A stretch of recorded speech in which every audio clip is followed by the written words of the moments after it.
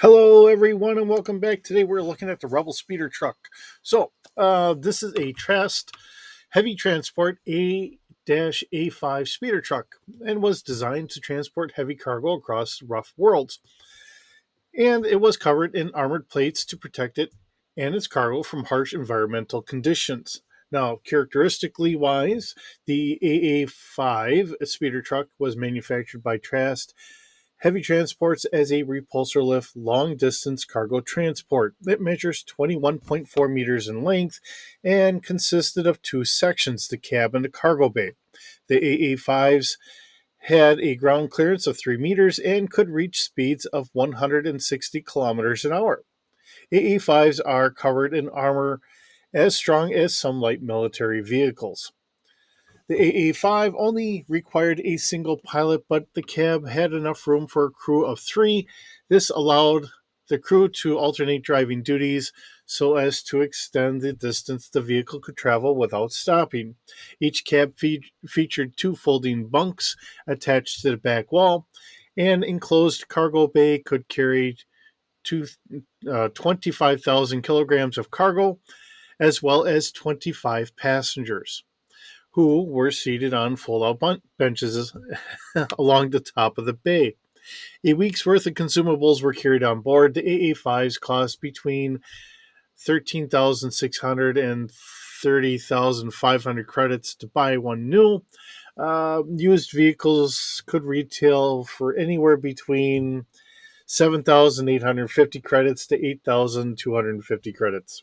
Now, historically speaking, the AA5 speeder trucks were designed to ferry cargo over long distances through rough terrain, usually among the civilized planets of the Outer Rim territories. Many were modified by militias and insurgents with heavier armor plating to act as armored personnel carriers. Pelix, owner of the Quick Pit Docking Bay service, at Mos Eisley used a modified AA5 speeder truck for his work. The Alliance to Restore the Republic used speeder trucks like the AA5 as troop transports. Despite being used as combat vehicles, the AA5s were unarmed as they were never intended to actually enter a combat zone. Some vehicles, however, acquired weapons using blaster rifles and repeating blasters, or even grenade launchers, hand mounted uh, to the body by the crews. The practice was disliked by Alliance High Command as they felt that such actions resulted in crews taking risks that they should not be taking. So, this first comes to us from the introductory adventure game, Armored Transport, Star Wars Galaxies, and Empire Divided, The Last Command abridged audiobook. Rebel, which then brings it into sources such as the Rebel Alliance source book and the second edition, which is all from West End Games. We have miniatures, Game Master Screen, which is still at West End Games. Then we finally get into Wizards of the Coast with Arms and Equipment Guide. Um, the new Essential Guide to Vehicles and Vessels, the Force Unleashed campaign guide. Let's see here, Star Wars Edge of the Empire core book. So I'm going to guess that that is probably from Fantasy Flight Games. This is a staple for Star Wars here and a wonderful truck. Now, whether you want to view it as the armed or unarmed version, it doesn't make much of a difference there. Being unarmed, I will say if you're an insurgency group or whatever else, you can look like any other truck out there. And with it being a more common vehicle, it would make a lot of sense not to be armed. But if you had an armed core of them that you're using for armored personnel carriers in a direct military action, I could see that version of it as well. So, either way you want to look at it, armed, unarmed, it works. Even as a group of players, if you're just starting off on a planet trying to get enough credits together, spending about 8 grand in credits to try and come up with a speeder truck to at least get a business up and running, so that way you can hopefully get a starship and get off the planet. It it's a great starting point, and it offers enough room. There's plenty of cargo to be used, or cargo room to be used here for that very purpose. So with that being said, let's get into our D6 stats and go from there. All right, so coming out of the book, we have the Rebel Speeder Truck, modified Trask AA5 Speeder Truck. Speeder Truck is the type, and it's at Walker scale. Now, we do have a length of 21.4 meters long, uses the repulsor lift operation skill set. If you want to specialize even more, getting down to your speeder truck. It's listed as having a crew of 3. Uh, just kind of keep that in mind, but there is no listed penalty.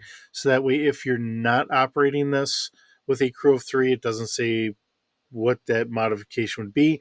So, like it was kind of noted in the wiki write up, you can operate it with a crew of 1. Now, we have enough room for 25 passengers. Now, keep in mind, they talk about a set of full down bunks towards the top of the cargo bay. So you're going to have cargo underneath. You're going to be kind of climbing on top of it and everything else. So please just bear that all in mind.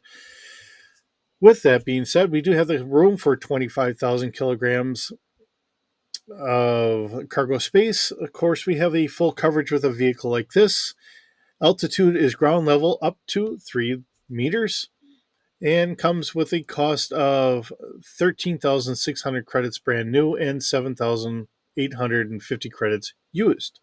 Has a maneuverability of 1D, a move of 160 kilometers an hour, a body strength of 1D plus 2, and this is all coming from the Rebel source book, page 110, Arms and Equipment Guide of page 78. Again, like I said, it's a interesting vehicle. One of those things of I don't think we really kind of cover it all that often when we really talk about the Rebel Alliance and that. But when you're trying to move things back and forth, and you're trying to stay under the radar, you want to have everything look like it belongs.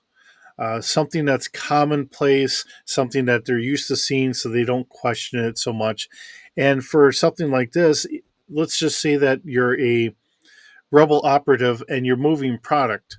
You might have 2 different manifests where you're actually dropping off regular goods at one spot, and then you also have like hidden cargo, whether it's Rebel supplies of some sort or whatever, buried inside of the regular cargo. So hopefully, whenever you're transporting your stuff, as we look back at the old Star Wars, they were going through everything by hand. So if it's, say, backed by a couple crates or whatever, does the Empire want to physically unload everything so that way they can inspect that cargo? It's a kind of a yes or no thing or whatever. If they can kind of walk over it, they might want to see what's all the way in the nose of your cargo, trying to see if they can catch you there. But if you have it back just a little bit, maybe you can get by, or maybe it's buried on the bottom, one way or the other. But just a thought. So with that being said, thank you so very much for joining me today. It's wonderful having you here. Hope you're doing well, and I will see you in the next video.